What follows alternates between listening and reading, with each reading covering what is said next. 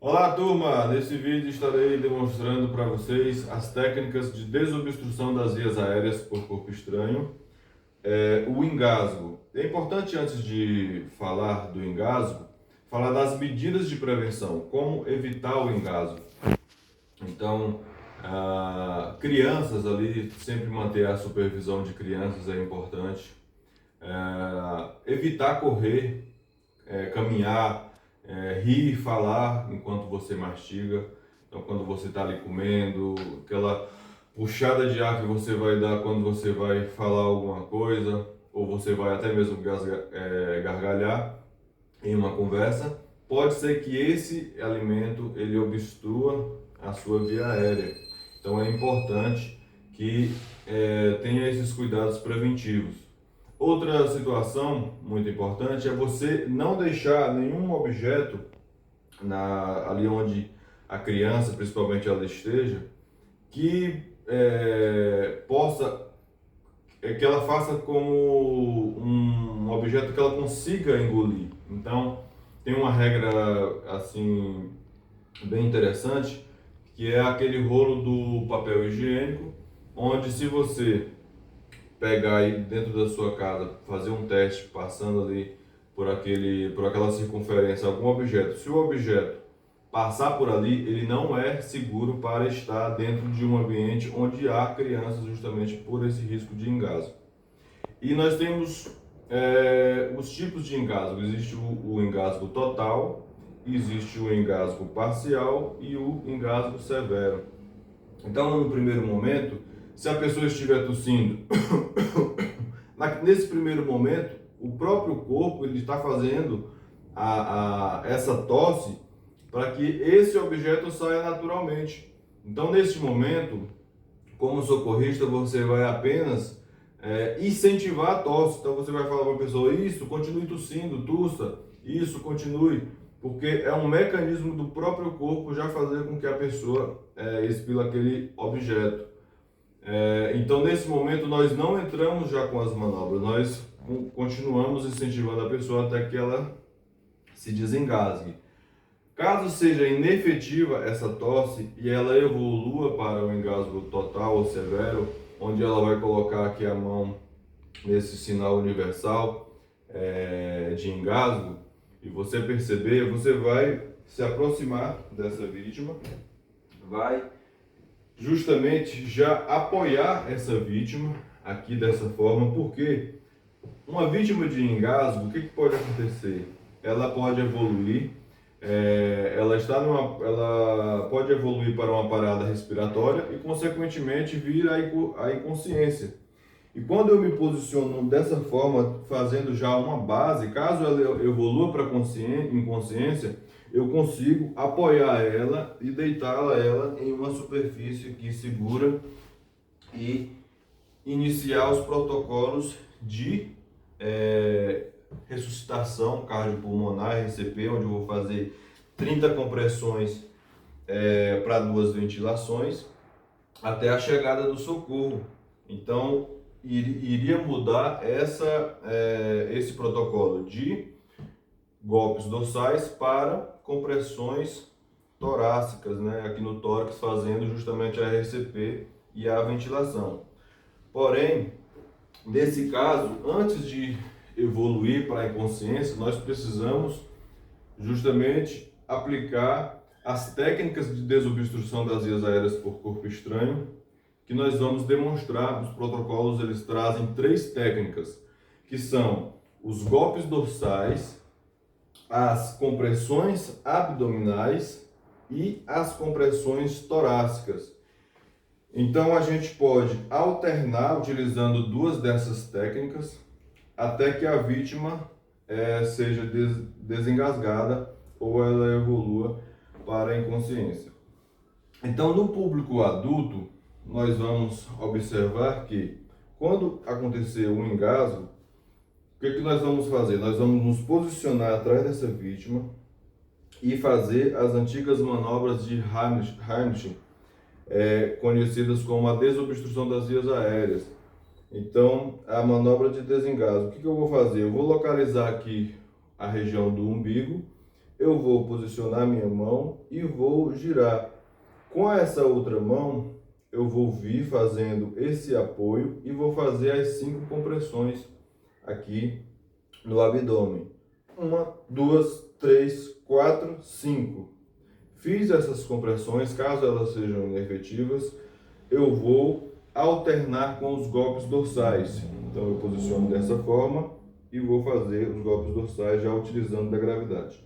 1, 2, 3, 4, 5.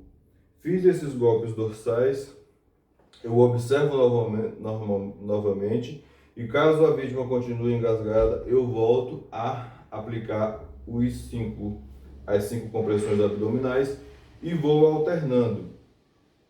Uma situação importante é, em caso de obesos que tenham uma circunferência abdominal maior, onde eu não consiga fazer essa compressão abdominal, eu posso fazer essa compressão no tórax. Então, ao invés de fazer aqui na região do abdômen, eu vou posicionar no tórax aqui da vítima e fazer as compressões.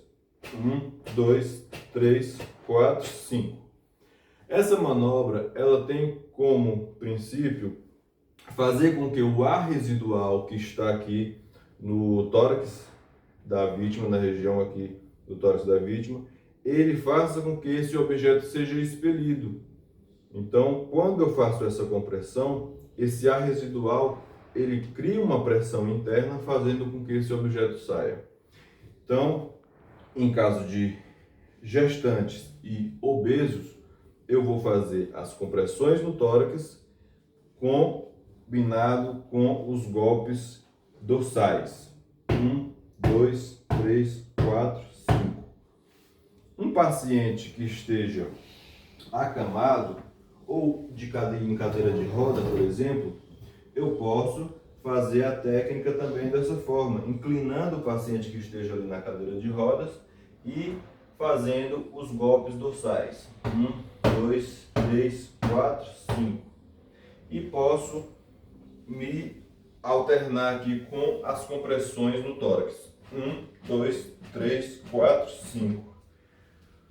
Se for um paciente que esteja acamado, eu também posso fazer essa manobra dessa forma, fazendo os golpes dorsais e alinhado aqui com as compressões no tórax também, eu consigo fazer essa manobra a depender ali da situação e do ambiente também. Lembrando que em gestantes e nos obesos, eu não vou fazer essa compressão no abdômen, eu vou fazer somente a torácica e os golpes dorsais, assim também como nos pacientes, como eu falei para vocês, os acamados e os pacientes cadeirantes. No público pediátrico, o que pode acontecer? Devido à estatura de uma criança, eu posso ter que me ajoelhar para fazer essa manobra em uma criança, para que eu fique na mesma altura dela e faça as manobras. E nas crianças, vai seguir os mesmos princípios dos compressão abdominal, compressão torácica e os golpes dorsais. Então eu vou me posicionar da mesma forma do adulto, só que agora ajoelhado, e fazer as compressões no abdômen. 1, 2, 3, 4, 5.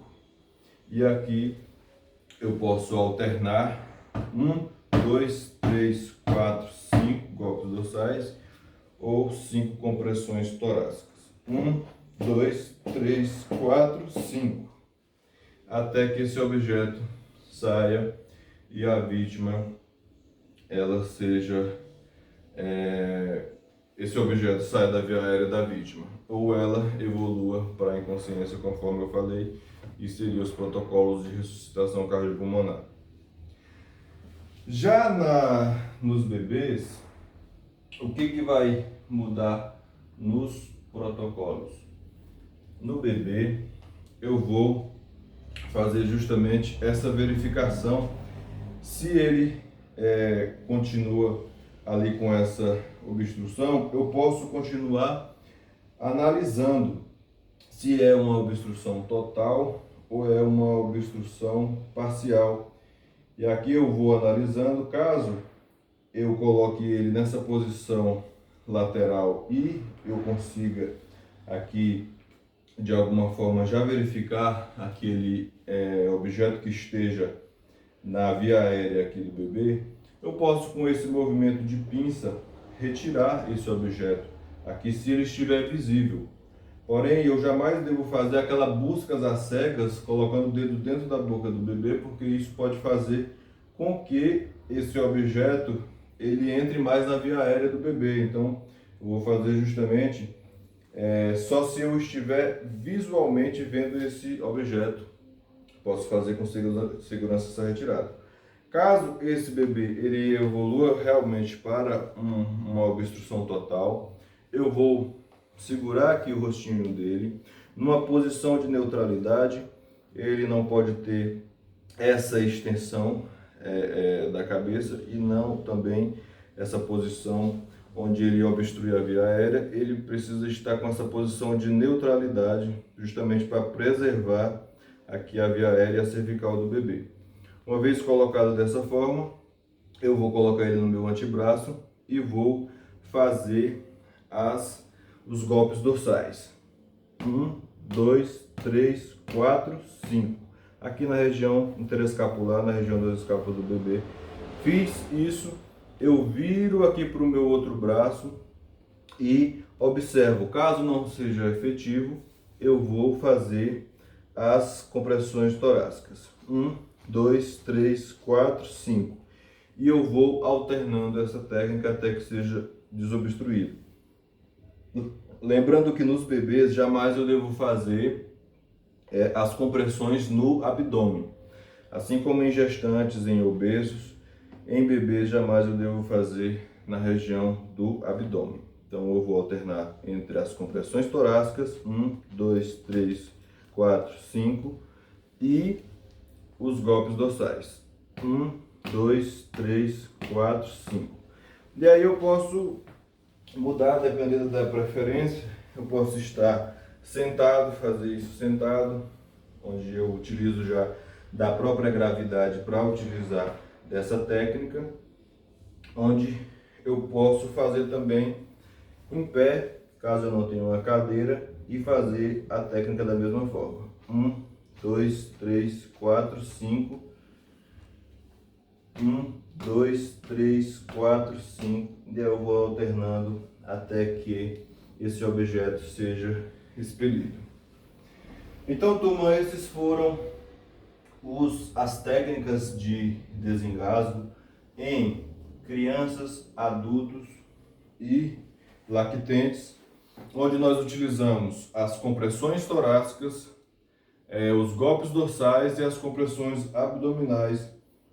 São esses os três protocolos que estão descritos na literatura para atendimento de vítima de engasgo. Lembrando sempre com relação à prevenção. Então, vamos sempre ter esse cuidado preventivo, porque o ideal é que essas vítimas, essas pessoas, elas não venham a ser vítima de engasgo. Então, as medidas preventivas, conforme eu já falei, elas são muito importantes nesse aspecto.